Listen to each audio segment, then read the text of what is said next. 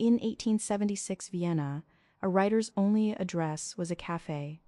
Wenzel Pruckel opened Café Central on April 16, 1876. The building, a former bank, marble tables, thonet chairs. 250 newspapers arrived daily in 22 languages. Writer Peter Altenburg had no home. He used the cafe's address as his own. In 1943, bombs cracked the hall. The doors stayed shut for 32 years.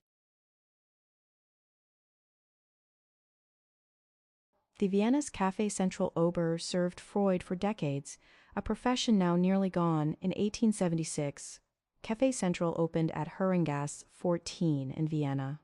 The Wiener Ober was a trained career, decades at the same tables, same guests. Karl Bumberger came from head waiter at the Saker to run it in 1890. Alfred Polgar used the cafe's address as his own. The Ober kept his table ready.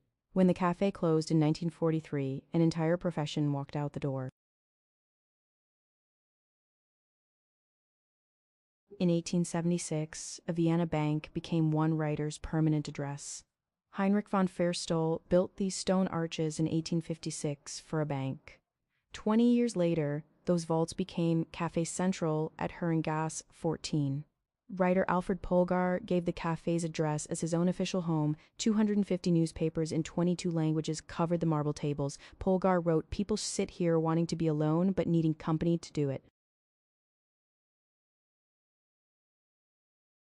In 1903, Josef Hoffmann rented Neustiftgasse 32 and wound up working with Klimt. That three-story building in Vienna's 7th district held three men and one obsession. Hoffmann, designer Moser, and patron Werndorfer wanted handcraft in every ordinary object. Each lamp, teacup, and tablecloth came out handmade, not factory-pressed. A Brussels patron commissioned them to design an entire palace from scratch. They called in Gustav Klimt, and Neustiftgasse's quiet corner was touching all of Europe. In 1903, Vienna, Josef Hoffmann paid craftsmen to fight the factory by hand. At Neustiftgasse 32, every piece of silver left with its maker's mark. Architects, weavers, and metalsmiths worked under one roof against the machine age. Gustav Klimt designed mosaics for their commission at a Brussels palace. Moser left in 1907. Werndorfer was gone by 1914. By the 1920s, the workshop was restructuring, but every piece still bore a name. In 1903, Josef Hoffmann declared a teaspoon deserved an artist's eye.